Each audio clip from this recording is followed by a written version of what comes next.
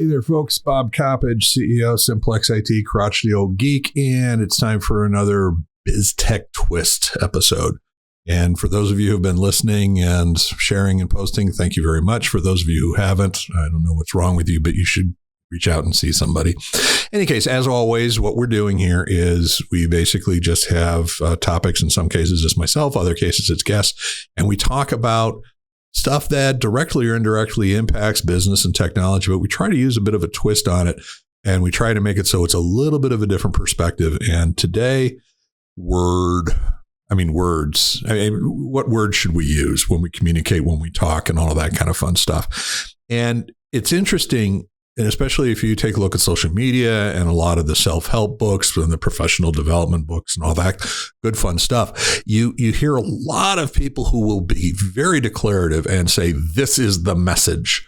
This is what you need to say. This is how you need to say it. This is whatever. And I always find that kind of entertaining because it really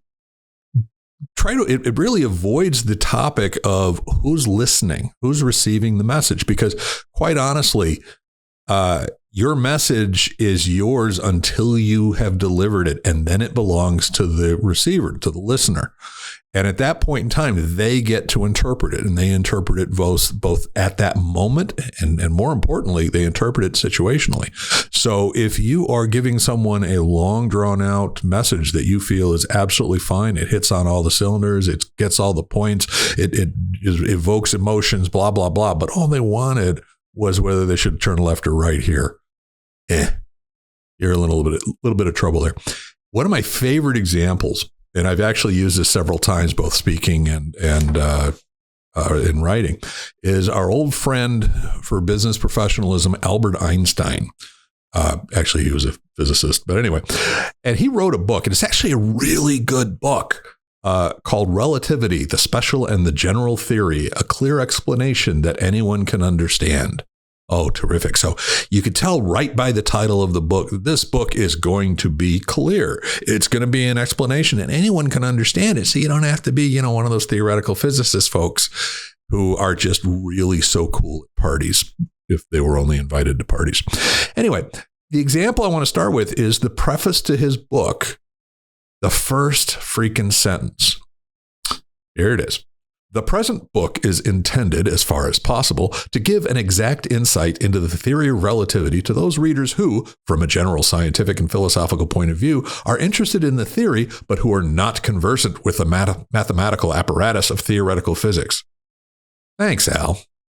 That's a clear explanation of what this book's going to be that anyone can understand. So what happened here? I mean, essentially, you have this guy who is obviously a content expert, who obviously knows the topic probably better than just about anybody else because, he created it. Well, he created the explanation of the model for it. And he has set out very declaratively in his title, it's a clear explanation that anyone can understand. And yet the first sentence, instead of saying, hey, this book is, I wrote this book to explain the theory of relativity to people who don't necessarily know the math or the physics. And even that's probably too many words.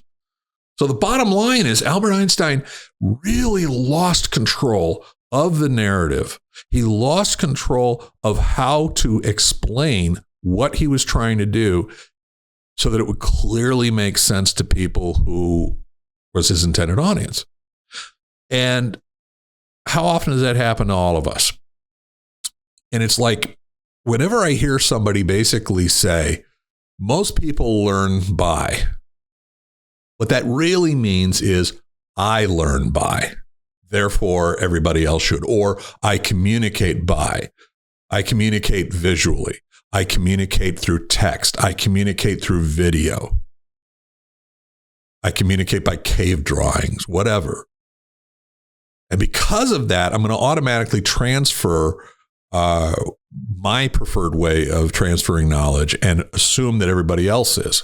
And that is so incredibly dangerous because the bottom line is you don't get to choose. Now, there's going to be a sort of natural selection that's going to come out of this from the standpoint of if you decide that you are, in fact, going to communicate only through video, then by and large, the people who are going to give you the most feedback are the people who also want to be communicated to via video. So it's a self-fulfilling prophecy. Whereas the same thing would happen if you had somebody else who was, no, I just do screenshots with narrative, text narrative in between each step. Now, in this case, we're talking about, like a how-to video or a how-to documentation. And again, the same thing's going to happen. People who are naturally drawn to learning certain methodologies or learning certain styles are going to basically reinforce that. And we forget the fact, and especially if we're trying to communicate key narratives, we forget the fact that our audience decides. And people are going to vote with their feet. They're either going to vote by basically saying, yes, I like this, sharing, liking, comments below. Oh, I'm sorry, I got ahead of myself, but you really should do that while you're listening. But the ones that like it, at least to a certain degree, I think, are going to be encouraged to like it because it matched the way they like to receive their information. Now, is that always the appropriate case then? Well, no. And one of the examples there is, what is the level of complexity? Because the message may have required information, required details. And this is one, especially when you're trying to explain to somebody how to do something. Now, let's take two situations. Situation number one, you are going to design the interface for a kiosk at a shopping mall. Okay. You want to answer very specific questions. You want a minimal or zero learning curve, and you want the experience to be as friction-free, meaning the amount of effort the person has to go through to get their information back. You want that to be as quick and painless as possible and or entertaining as possible. So you've got to put a lot of thought into what the situation is when that person is going after that information. All right. And you can basically sit back and say, well, we're going to do a video. We're going to do a visual. We're going to do audio. We're going to do written, whatever. But it's all going to be based as much around what is the fastest, most efficient way to answer specific questions. And and what do we do to make sure that learning curve is minimal? Okay. Number two, you're a fighter pilot. Okay. Fighter pilots there's a little more training involved. Where is the shoe store versus what am I doing with this multi-million dollar craft so that I don't crash it into the sea? So in that particular case, we have to be very effective and very thorough in terms of all of the training mechanisms that we give to this professional. And that professional has to embed themselves throughout that training. And they basically have to immerse themselves into it and all of that. So all of this sort of stuff has to happen. And notice that in both cases, we're trying to talk that person into using efficiently for their mission of the moment, technology. But in one case, we are trying to minimize the learning curve. We're trying to minimize their effort. We're trying to minimize the difficulty because we want them to be able to go and accomplish their mission, which has nothing to do with the kiosk. It just has to do with information that the kiosk gives them. In the other case, the exact opposite is true. We want that person to be as effective as possible and to be able to handle a hugely complicated situation where multiple factors are going to be thrown at them all over the place, and they will have literally split seconds to make truly life and death and multiple life and deaths decisions. So we're going to put a lot more emphasis in the skills transfer for the fighter pilot. Now, you could actually make the case that the person who's working at the kiosk or working on the kiosk interface has their own challenges, but because instead of teaching that one person, or in the case of fighter pilots, you could make the case that it's a couple hundred people because of how many planes there are out there. Whereas with the kiosk, it could be thousands of people, but it's thousands of people, which a much, much lower learning curve. Now, you could make the point that the difference between these two models are ridiculously significant, and I would agree with you. However, I would also point out the fact that when you are faced with the how do you communicate, some of the same questions are there.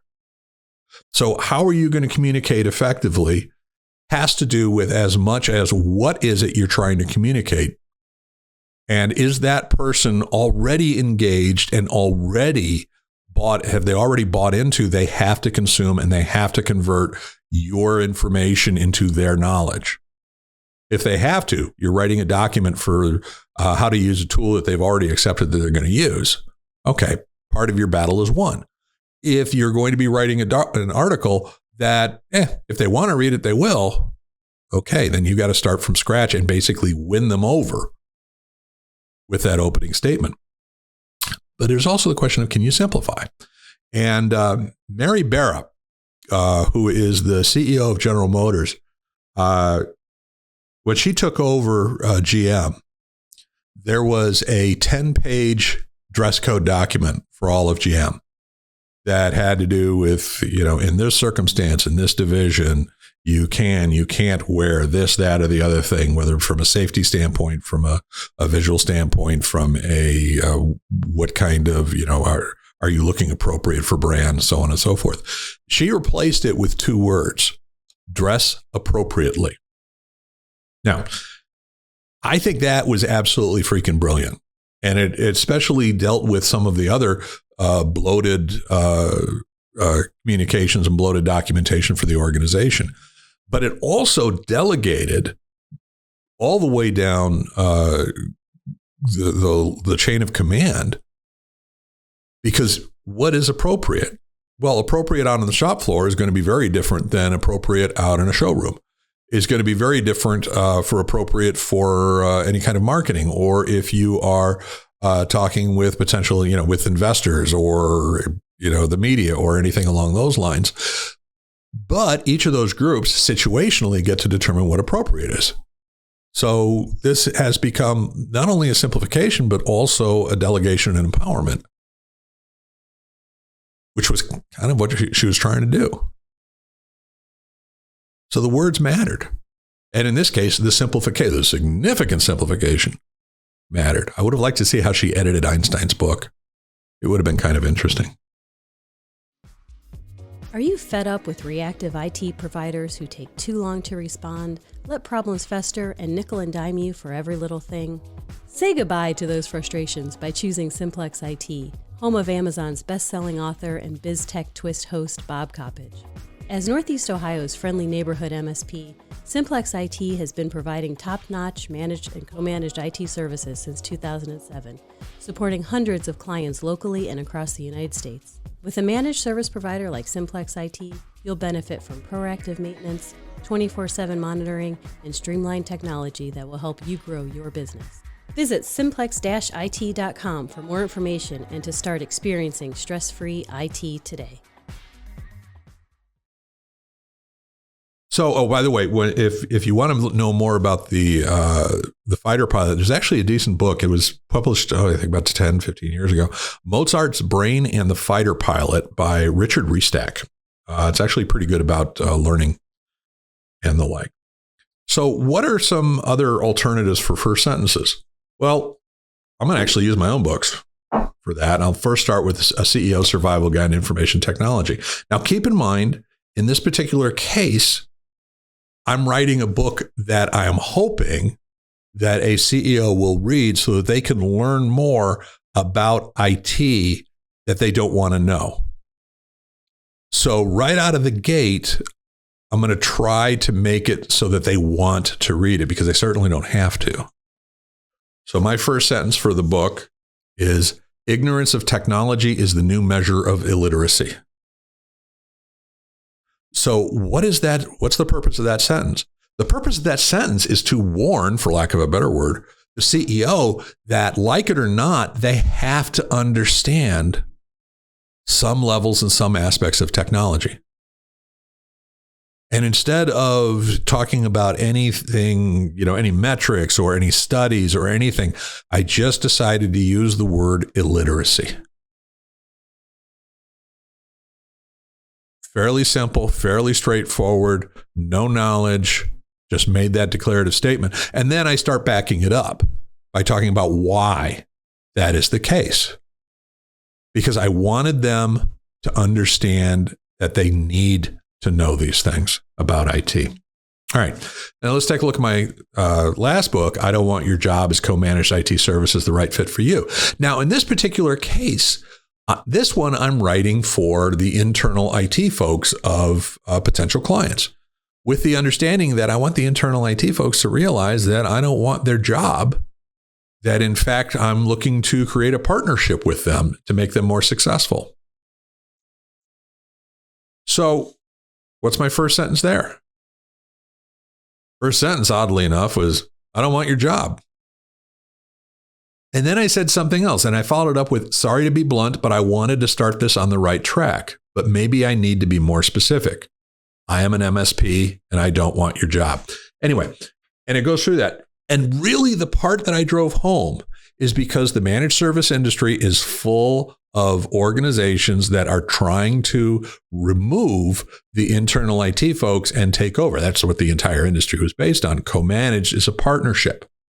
So in that particular case, I needed to overcome the fear. Maybe fear is not the right word, but the innate competition that the term MSP brings to people in the internal IT, because the industry was built on the concept of we're going to take over their jobs. So in those cases, in the case of Mary Barra, CEO GM, dress appropriately. The goal there is to remove 10 pages of bureaucracy and to empower and enable her team up and down the food chain so that they can make good decisions.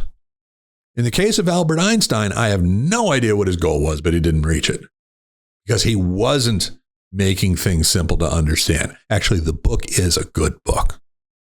Okay. And then in my cases, the CEO's guide was to reinforce the fact that CEOs need to understand technology. And for my co-managed book, written for internal IT, my goal was to immediately reinforce the idea I'm not here to take their job.